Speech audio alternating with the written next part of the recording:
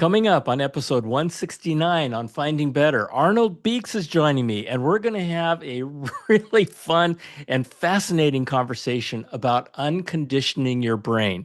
The fact of the matter is that from the day we were conceived, our brains have been conditioned, right?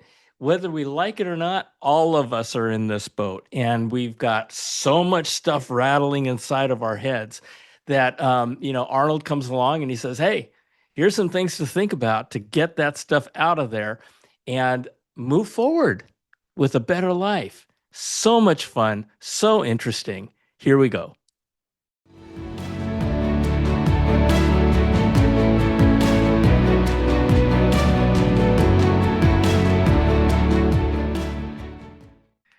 Hello, hello, hello, and welcome back to our Finding Better podcast. My name is John Suzuki, and I am your host.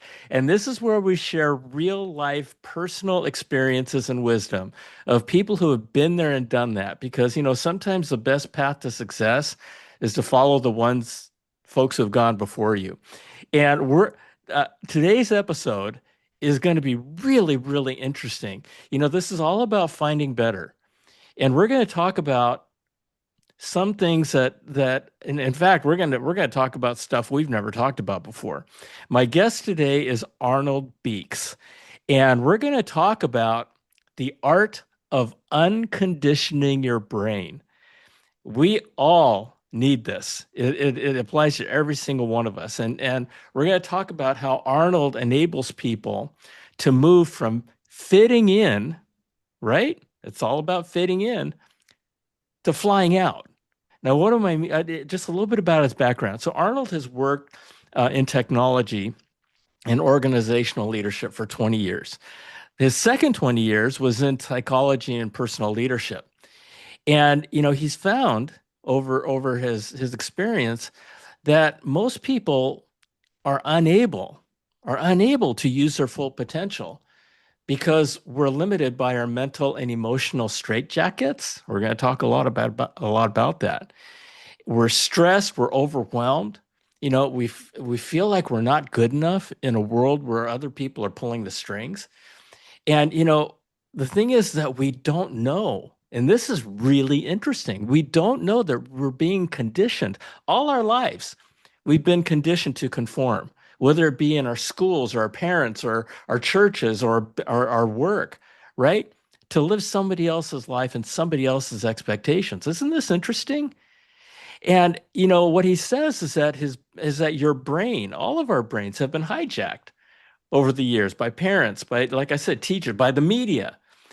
And our bodies have been hijacked by food, by fashion, by the pharmaceutical industry. And here's the thing, and here's his value proposition. When you know that you're not the problem, right? When you know that you are not unworthy or inadequate, suddenly you're going to feel relief and a real sense of power. And he's worked with people over and over and over on this. And when you know you can escape from this conditioning, when you know that you can uncondition yourself, he says that you'll be amazed at what you can do, and you'll experience a huge growth in performance and health and well-being and freedom. How's that for a value proposition for for what we're going to talk about next? Arnold, that was a long introduction, but I think this is going to be an amazing conversation. Welcome to Finding Better. Thank you very much. Excited to be here. Yeah, yeah. Okay, so this whole thing about unconditioning your brain, how did you come across this? Well, I didn't come across this. I defined it myself. It's not that I read a book and I'm just copying that out of a book or an article. It's like I even invented kind of the word. Okay, so let me rephrase the question. How did you invent it? What did you, when I say how do you come across this, I mean, how did you create this? And what was it that happened that uh, brought you well, to inventing it's this? been obviously. I'm not the youngest guy anymore, so I have a long experience in life and in work. And what it's this is not something like I just worked for a year and then pop, it's unconditioning and everything around it. It's a long process and finding out this part and then trying this and working with another thing and everything, and then it emerged. But the main thing, Yeah, what what I realized is that I would say, yeah, very consciously, a lot of institutions in which we get confronted, they are conditioning us not necessarily with the best intentions.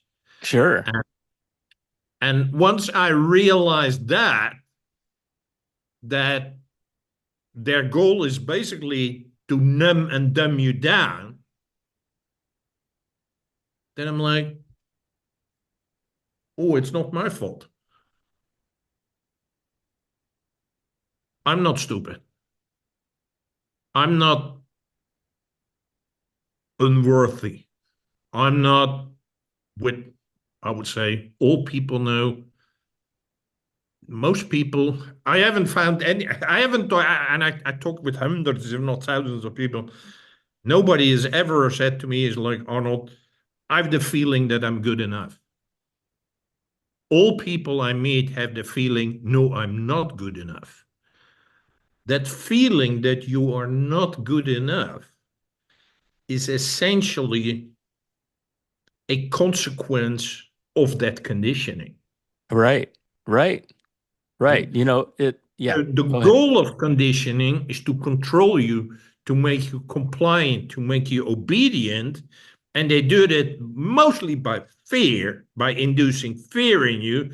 And then all the time, and whether you're young or very old, you get the feeling, it's my fault, I'm not good enough. That's really interesting. I've never heard it that way. Because, even our parents, even our parents, right? I mean, they want us to comply. They want us to create us in their own image, right? And so whether it be intentionally bad or intentionally good, I mean, we are being conditioned. That's just, we're conceived perfectly, and then the world screws us up, and eventually we figure out that the world is screwing us up, and we try to unscrew ourselves. And that's a stage that we're at right now, right? Realizing what's happened to us. And if young people who are young who are listening to this are going to get a really wonderful head start because, like you said, you're older, you've been through a lot more, you've realized a lot more things, and that's what comes with age, right? And growing up. So this I And I would yeah, like to add to what you just said is that huh? because most of our parents, our teachers, our bosses are themselves also conditioned. So they think what they are doing is normal. And that is how it's supposed to Right. be, Right, not right. knowing that they basically are destroying your health and well being and also your performance levels. They don't know because, like, well, this is how you do it. Yeah. Yeah. And it's, but I love, I'd like to stay on this theme of you're not good enough, right? Because I mean, I have kids. I've got three grandkids, and God knows I have made so many mistakes in my life raising my kids. And I mean, we're human. We're human. And there's a lot of things that I wish I can unwind, but just saying simple things like I mean, people say the words, right? You're not good enough. You're not good enough, and that sticks. That sticks, especially when people who you love tell you that. They may be saying that in a way to motivate you that says you're not good enough, so Work get harder. good Yeah, at to this. work Yeah, harder, to do yeah, right. better. Yeah. Yeah. Exactly, Yeah. exactly. So the title of your thing is be better. Yeah, be better, be better. But the underlying message by be better is right now you're not good enough. Yeah. Well, it's not be better, it's finding better, Yeah. right? But but But you're that right. is the You're right. message people get. Things, That's the message. yeah. Is like, yeah. I always say to people, and it doesn't matter whether you're in the US, I'm from Europe, or you're in Asia. When you're at school, the focus in is on the number of mistakes and the number of faults you make. Yeah. Oh my God. How true is that? Yeah. Right? So We focus that on, that yeah. is like if they well, yeah. I think in the US you get with ABC, yeah, but Yeah. in Europe you get a grade between 1 and 10. Yeah, 10 is the best, Okay. 1 is not lousy. So, but basically, it's always like you got 3 mistakes. They don't say you got 7 good. Yeah, that's right. That's true. Yeah. That's So the true. They focus focus is on, on your failure. The focus is not good enough. The focus is on no, you're not up to standard. oh my gosh. And you know what? That carries through. That carries through into our adult life with performance, right? We Yeah. get these performance, you get performance reports and you're graded. Everybody's graded, right? Well, you And grade it all the time. and but they don't focus on what you're doing great. They're focused on what you need to no, improve, John right? is like everybody is like they're not focusing on where your talents are, where your capabilities Right. are, where you're good at, what you love to do, where your passion is like, no, you should be doing this. I was in the beginning of my 40s when I kind of started this trajectory for myself. It was my first coach. This was in 2000. Having a coach then in the Netherlands, that's where I'm from, Uh-huh. nobody ever heard about that. Yeah, so having a coach and the people with it. I was sitting with that man, and after a few sessions, and I had just come out of the corporate world. That I managed very, very large organizations with a lot of money involved. And we were talking like, okay, Arnold, what's next? What are you going to do? And I was just ranting, I don't want this anymore. I don't want this anymore. I don't like bosses. I want to be the boss. I want to do this. Yeah. Sure. Yeah. And I was ranting about that, what I don't want. Then he asked, Ah, Arnold, but what do you want? right. I had no clue. Because you've been conditioned to focus on what you don't want. Yeah. And Oh and my you're gosh. conditioned on to meet expectations of other people. That is the essence of fitting in, is constantly meeting expectations of other people. So it's other people who tell you what to do. So I have never needed to think about what I wanted to do because there were other people telling me what to do. So that's the moment. And usually I'm not lost for words. I was totally lost for words. I was at the beginning of my 40s. Arnold, what do you want?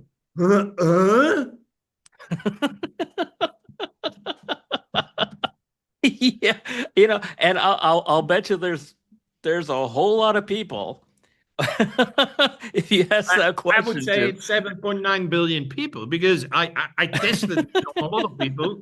Because again, you think, well, I'm the only stupid guy who doesn't know. No, everybody Yeah. doesn't know.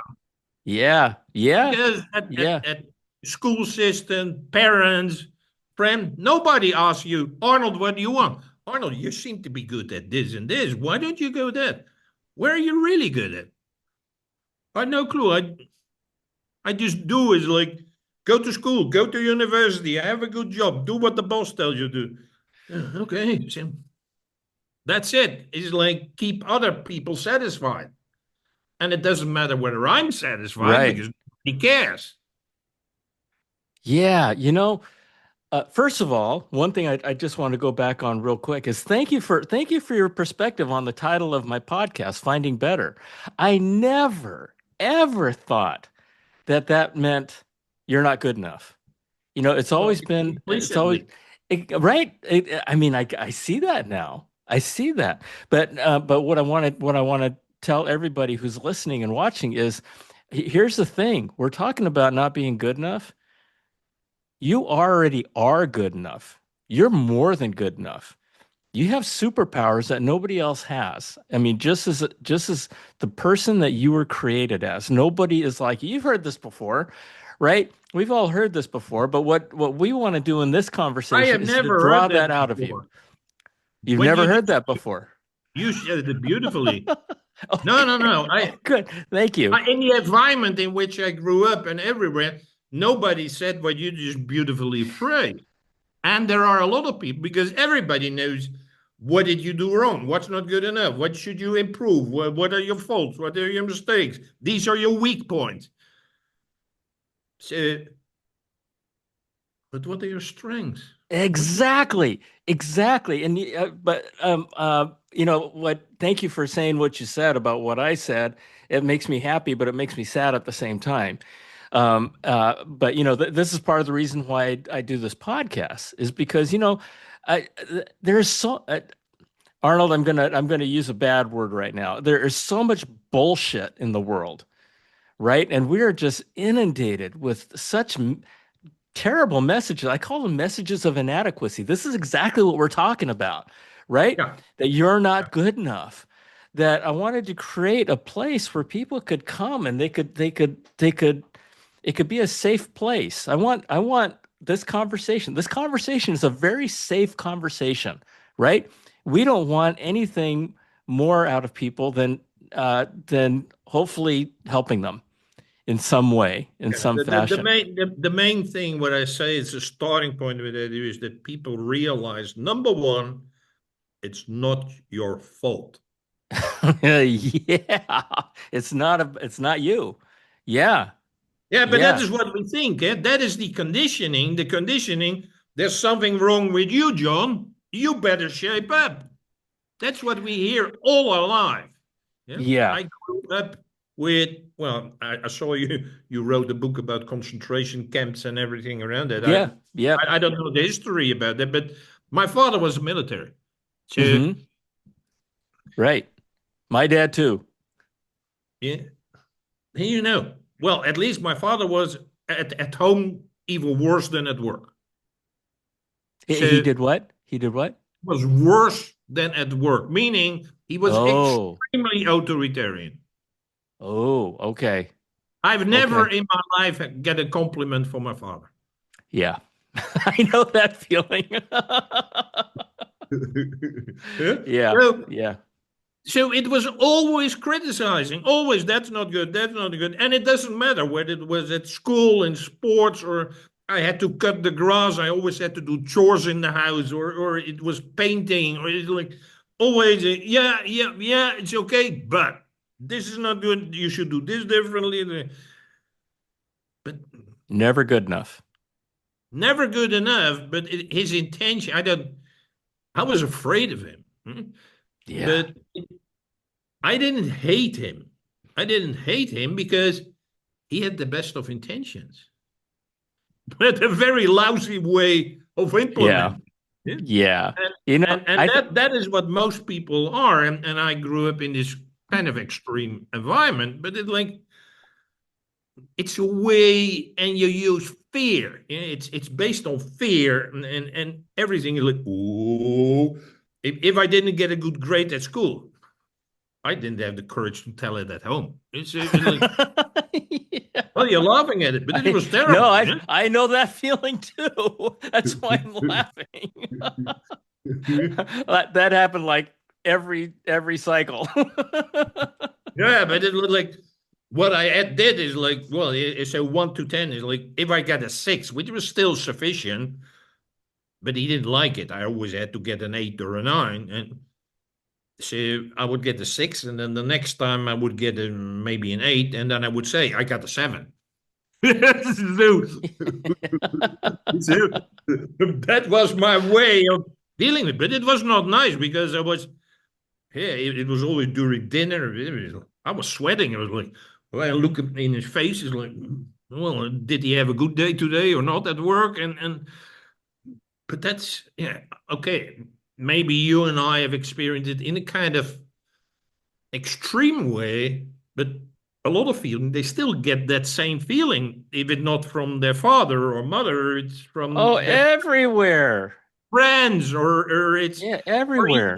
even look at, well, maybe look at today's marketing. Everything in the marketing is like, you're not good enough. You should wear these Exactly. clothes. You're not good Exactly. enough. You should have different shoes. You're not good enough. You should have another handbag. Yeah, especially with the women. Yeah, or the men. Like, are you only driving in that car? Yeah, so it's like You every loser. you the Yeah. feeling you're not good enough. Right. Right. It's funny because I have a long time ago, I made a decision that I was not going to focus on my weaknesses, that I was going to focus on my strengths How old were because you? I was in my mid 20s, I think, about that time, when I was kind of early in my career. And, I had been told all my life because of, right? Because you're not good enough, that you have to shore up your weaknesses. You have to shore up your Yeah, knowledge. yeah, You have to shore up your grades yeah. in order to conform, right? I could, in algebra, I hated algebra. I could care less, I don't know what it's like in the Netherlands, but algebra about two trains leaving the stations at going different speeds, where are they going to meet and at what time? I could care less. Right? I could care less, right? And so I didn't care about learning that stuff. I just said, a C is good enough. I just did, right? And from that experience, I sat back and I said, I'm not going to focus on shoring up my weaknesses. I'm going to focus on getting really, really good at what I'm really good at. And the thing, and not very many people do that, I think. I think a lot of, No, and because especially managers and quote unquote leaders oftentimes want you to focus on your weaknesses, focus on what you're not good at. I, as a manager and a leader, want everybody to focus on what they're good at. I want them to focus on the reason why I hired them, right? And make themselves better. But there's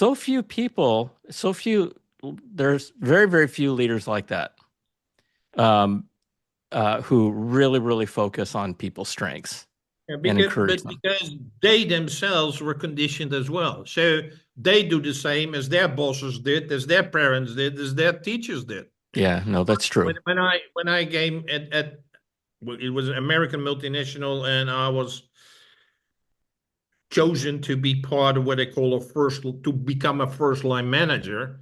Is Hmm. and to, I think it was 1 week in a year time. It was quite a tough thing, but that is where we learned how to give feedback, how to tell these things, how to do it. But everything was focused on, you better tell them what they didn't do right. Yeah, So, yeah, so, yeah, but it was not like in that way they feel lousy and no, they think that was normal. So I think for generations and generations, people are used to vote, and they start to think, "Oh, this is normal." yeah. And I'm not here to say that I live in a world of unicorns and lollipops. I don't, right? Because I mean, you do need to, if people mess up, you need to tell them how they messed up, right? And offer them that coaching, so that they can continue to survive and thrive in the environment that you're in. As we're talking about this, how do people, and just one more quick thing. 3 years ago I retired, and I'll tell you, the question of what you said of what do you want to do, and people going, what are you talking about? That surfaces itself, whether you like it or not, when you retire.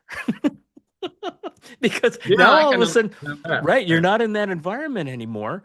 You have people say, okay, so boy, I know exactly what I'm going to do. I'm going to take 6 months, maybe 12 months. I'm going to catch up on my golf, catch up on my family, catch up on my travel, catch up on all these. There's no sound. Sorry, I did it again. Sorry, folks. Where did I cut off? Well, you were Okay. talking about the golf and the children and Okay. Yeah. So the 6 to 12 months goes by in a heartbeat, right? And then they go, now what do I do? And because they've never thought about what they want to do in their lives. And so, as you work with people, Arnold, and you help them with this realization of this conditioning, what is a process that you go through? How do you help people once they realize it? What do you do to help people break out of it? Because, this is a thinking habit that's been going on our entire lives. And yeah, and you're that's what I talking about say. It's now been going on unwinding for it. generations, so nobody Right. tells you. I would say to you, well, you're obviously not, so I can tell you, is don't retire. It's stupid. Yeah, yeah. So, Day before yesterday, I unretired. and, yeah, but and I'm well, yeah. I don't. I want to encourage you. Is like there's been a lot of research that people who are retiring and basically watching, well, let's say watch TV all day, but they're like Oh, they will die within a few years. yeah. That for brain health, that's what I do. Brain fitness, you have to keep on working on challenges and complex stuff and purpose, That's right. and you keep your Purpose. brain active, and then you will have a lovely 20, 30, 40 years. So Yes. Yes. That's absolutely right. And I one of the things I did when I retired is I finished my book and I started this podcast. And this podcast has been the joy of my life because I'm able to meet people like you and bring you do my part with my platform to introduce the world to you. And but that what you talked about with purpose, that is so important. And the I think that's the number one problem that people have when they retire is their purpose evaporates. It goes away and they have to find a new one, or they have to find the one they were born with, right? And so when you as you're working with people, what are the kinds of things that you help them with in order to get from the conditioned thinking that they live into an unconditioned, more, a better life? yeah, so I take people through a 6 step approach, and I call it the 6 R's.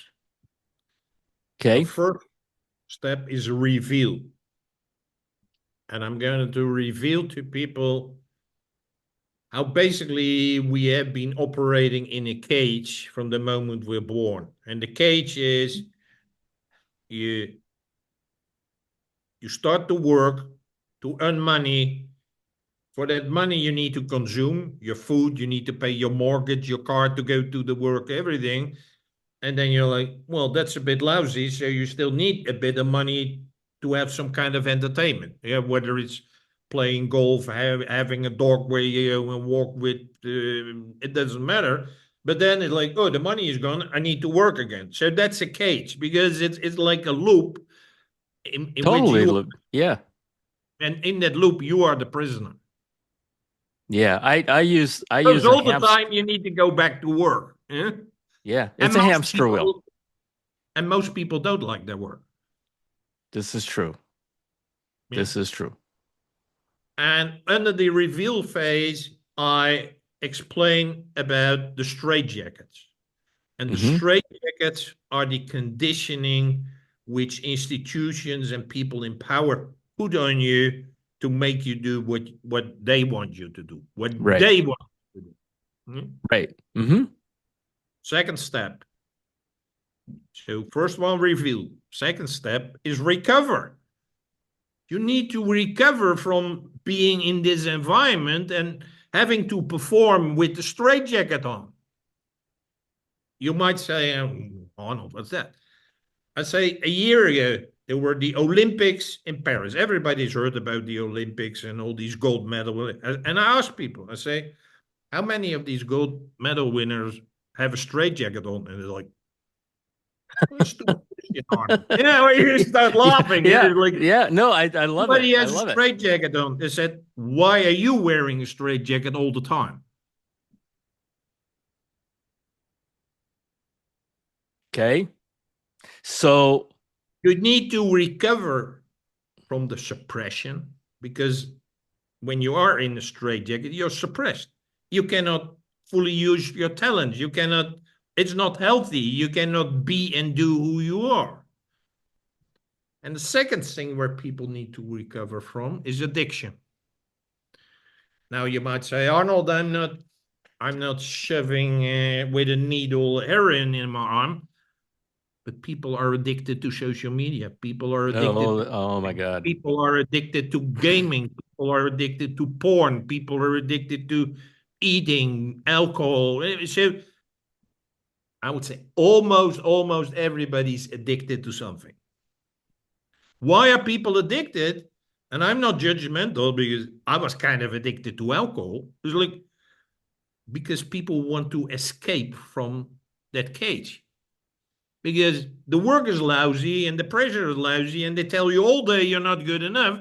That makes you feel lousy. So you need to escape. So, how do people escape? Well, that's why people are in addictions. Boy, okay.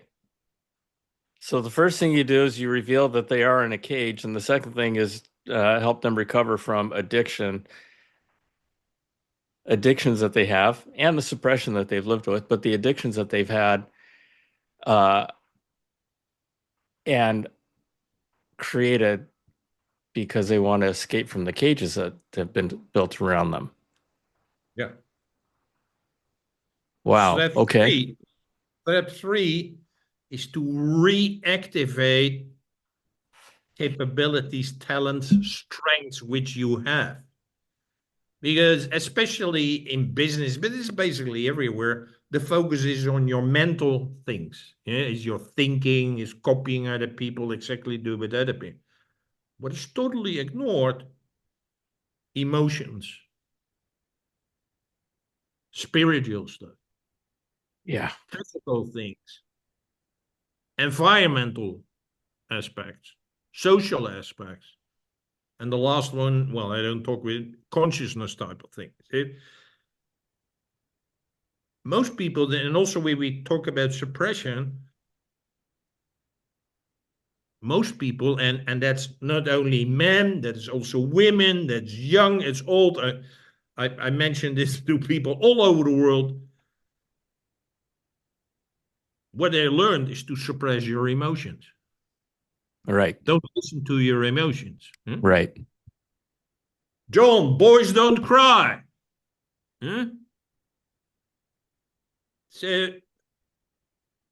but again, it's like I spoke with women from India. Like, yeah, I'm also not allowed to show. I always must have a smile and be happy. And it's like we are so used to suppressing our emotions that we don't even know that we are doing it. Calm down. Right. I mean, those two words are by definition suppressing words. Calm Yeah, down. yeah, yeah. You know, and wow. Yeah. Yeah. You're right. You're right. Emotions are, and we're told and conditioned that emotions are a bad thing, right? Boy, that person is emo, you know? He's So always you're right. angry. He's always saying, "What I feel this and that. What a pussy."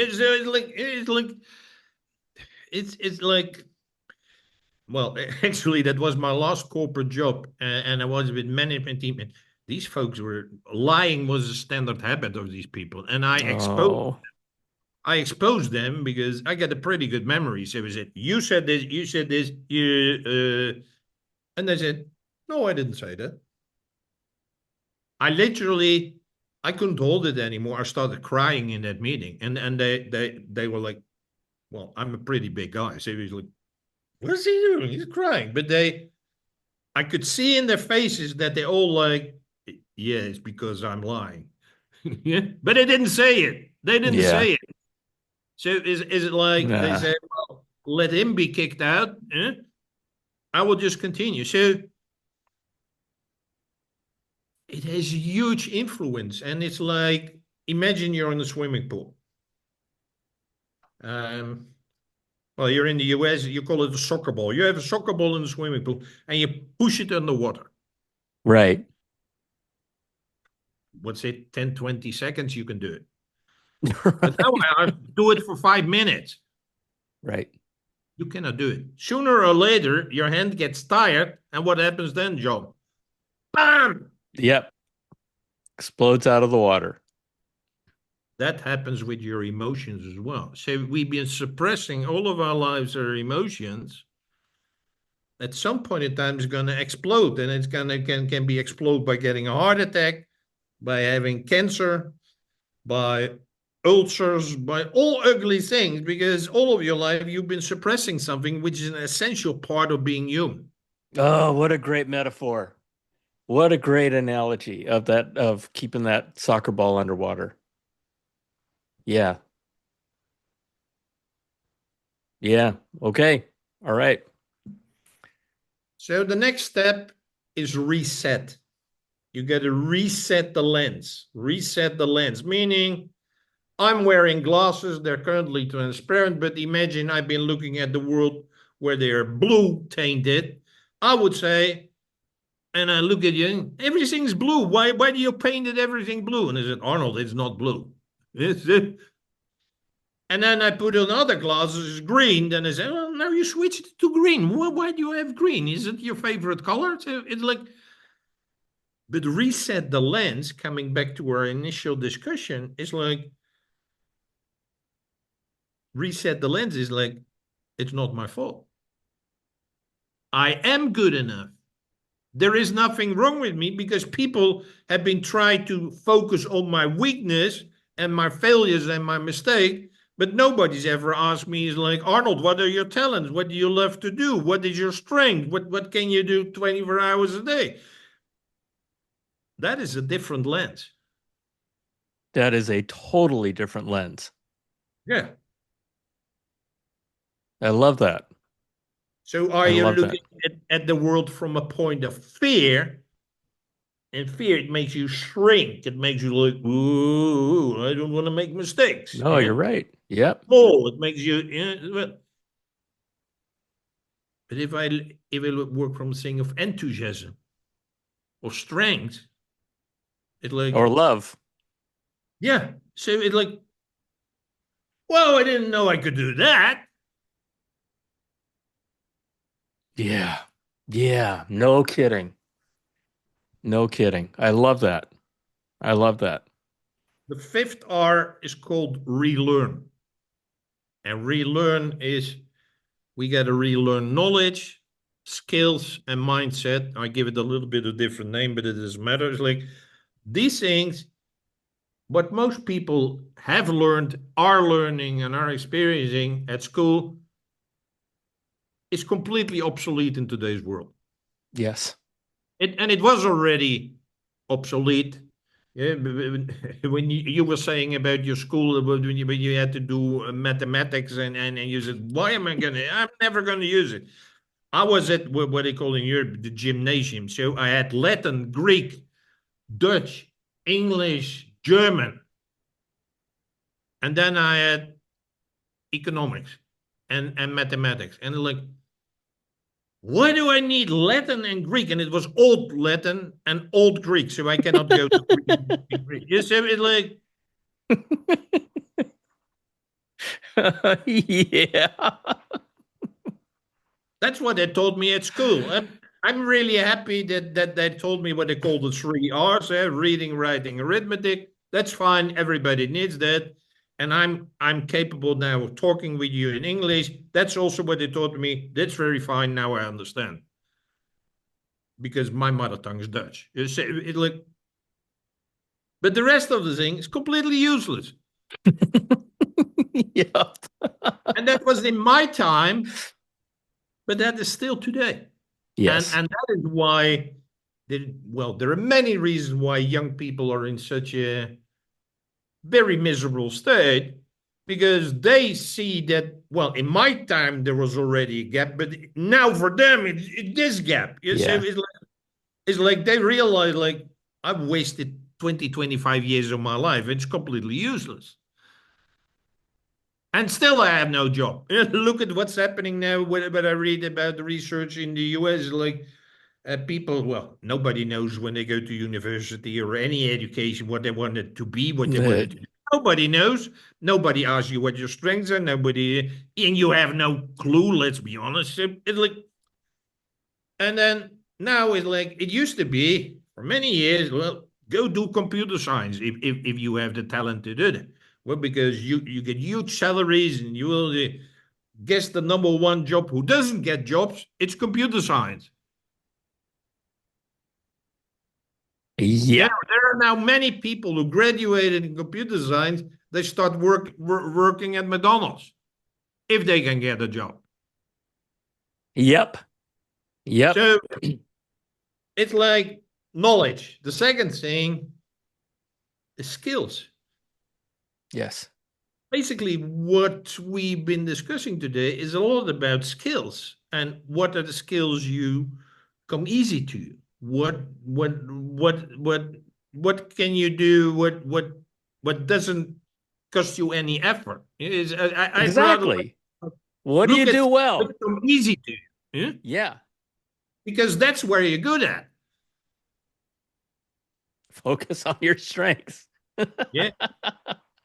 And the last thing, mindset is, I don't like the word, I call it life set, because then it covers mental, emotional, spiritual, environmental, and social aspects. So it's much broader than just, again, your mind. But it's like,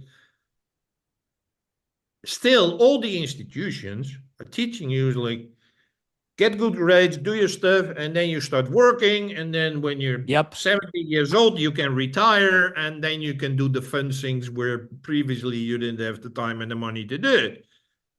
Well, I guess by the time young people now are 70, they won't get to 70 because there's such ugly things happening in the world, so they won't get that age. But it's like, that world doesn't exist anymore. It doesn't exist with, well, I never knew my grandparents, but it's like, they were like, they started a job and they worked there until they retire. Right. That Right. world doesn't exist anymore. No, There's no not job at where all. you can do now and say, well, I will do that until I'm 70. That doesn't exist. So it's a false promise. Yep. And so it's the wrong mindset. So the mindset is not, well, I'm gonna study this at university and do that for the rest of my life. Well, maybe you will do it for 5 years. So like, Right. Exactly. but that's a different mindset. And the last R I call recreate is like based upon everything what you learned in my training, because my goal is that you apply it. I cannot do it. Well, I did it for myself. I cannot do it for you. I would be happy to do it, but Sure. I'm not capable of that. So it's like recreate your life, your work, your family, your health, your community, your neighborhood, your city, your country, the world, whatever, it doesn't matter. But we need these people who are living their own life instead of living someone else's life, is create a life which is much better than this extremely conditioned prison planet in which we are. I just thought of something. I just thought of something as you were talking about. I thought about a butterfly, right? And when it morphs from a caterpillar into a cocoon, into a butterfly. And, we've been living in a cocoon, and in a lot of ways. I mean, you talked about a lot of stuff just in as you spoke about relearning and you talk about mindset and recreating. Um, and especially with your comments regarding the world today. The world today is not the same world that it was 4 years ago. And what I mean by that is that your comment about computer sciences and people coming out of college, there were people there, you know, I feel so I don't know. I feel so sad for young people today because 4 years ago there were people that went into college to get a computer sciences degree because that was the thing to do. The big technology companies were recruiting and all. In 4 years, in 4 years, with the rise of artificial intelligence, that's gone from being the big thing to do to almost, why did you do that? Why did I do that? I can't find a job. And the big tech companies aren't recruiting anymore. So I just wanted to share that with the audience in terms of, computer sciences until very, very recently was like STEM, sciences, technology, engineering, and mathematics. But here comes the rise of AI, Yeah, right? you were gone again. Yeah, so it's that is well, it is a challenge, but at least tell people these things and tell them that Yes. the Yes. world in which we live or whatever is like, and Right. then much more flexible because let's say if you do university, you're 25 and you're finished. That means you have from 0 to 25. The only thing what they've been doing is conditioning you for something which doesn't exist anymore. Exactly. Exactly. And one of the things that I tell people as I mentor them is that given that the world is changing so fast. I mean, it is changing beneath our feet right now.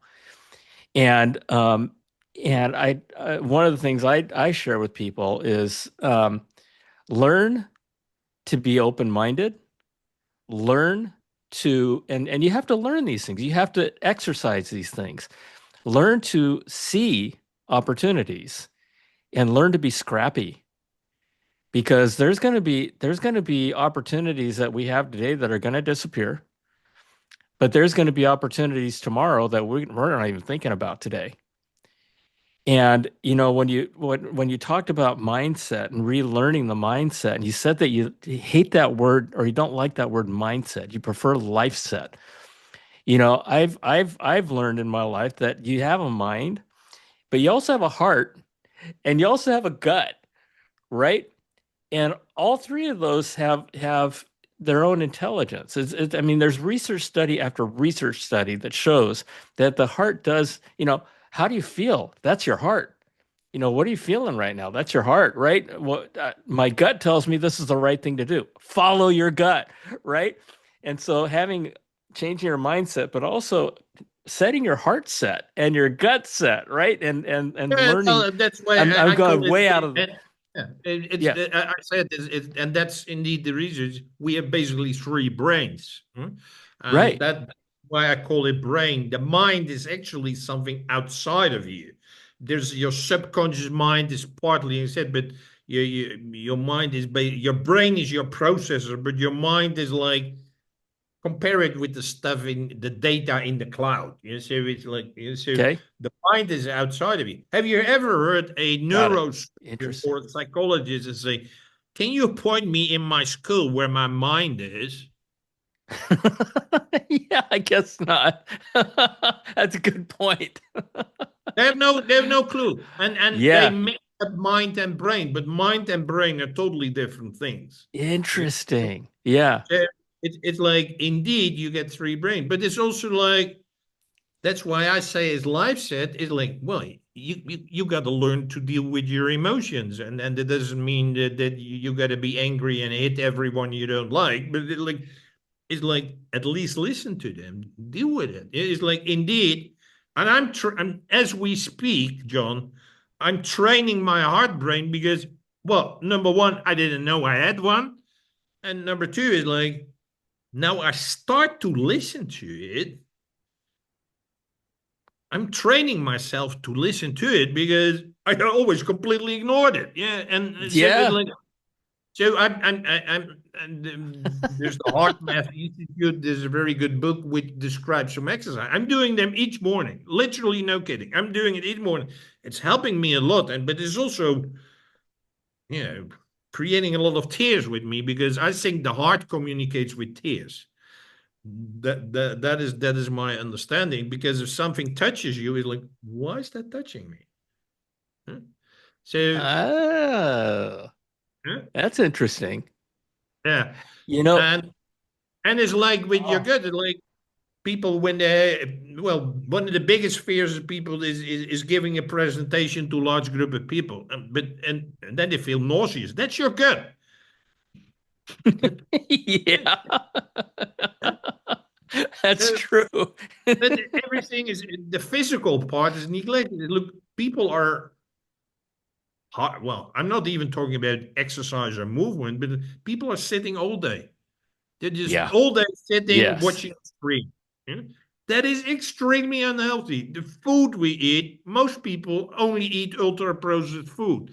That Yep. has a huge impact on all these other effects. So it's the environment in which you live. Is it a toxic environment? Is there pollution? Is there noise? And all these things have an impact on you. Your social thing is like you have Oh, positive huge. people who encourage Yeah. you, or are people who are just like, well, Arnold, you're a bit crazy talking about this conditioning. Like, what happened to you? Huh? Yeah. What's wrong with you? Yeah, You're not good enough, you know. yeah. But listen, we're gonna have to wrap up here. I have just so enjoyed this conversation. It's just human. It's just our humanity, right? And the idea that that we're communicating to the folks is, folks, you are good enough, right? Focus on your strengths, not your weaknesses. And you know what? Those the 6 steps: reveal, recover, reactivate, reset, relearn, and recreate. I mean, each one of those, you do any one of those steps, it's gonna be life changing. It's gonna be amazing. I've already in my head, I've already gone through some of the some things within each one of those steps, and it has shifted my perspective a little bit. It's really interesting, Arnold, that what you talk about.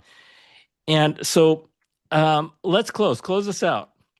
What do you want to end our conversation with? Well, two things I would like to add, John, is I want to give people a message what they can do today, where they can start with today, and where they can find me.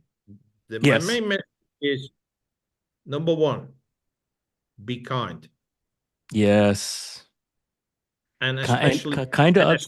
especially to yourself. Yes. Exactly. Huh? Exactly. Huh? Thank you. Number two, be present. Oh God, that is so hard to do. Yes, it Yeah, is. be present. When you're in the room, be in the room. Yeah. And the last one is be creative. Create something. It can be a new meal. It can be a new spreadsheet. It can be, if you always go from A to B according to this route, take a different route. So it can be small thing, can be mixing. Write a poem. So it can be small things. It's like Yep. so be kind, especially to yourself. Be present and be creative. So it's anyone can do that, and I encourage you to do it every day.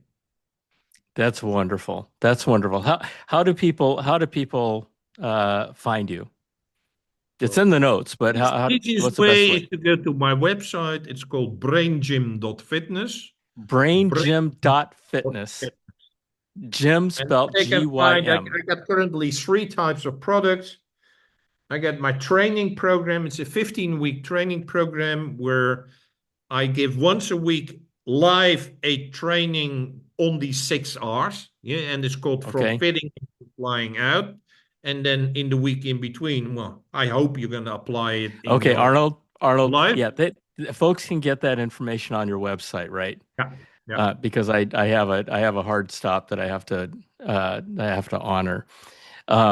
So that's braingym.fitness. correct.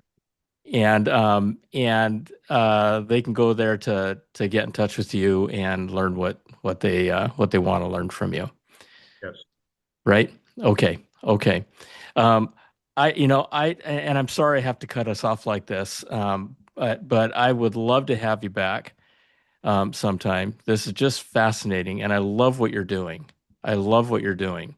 And I think everybody who's listening can relate to, usually I say something that we talked about. I think everybody listening can relate to everything we talked about.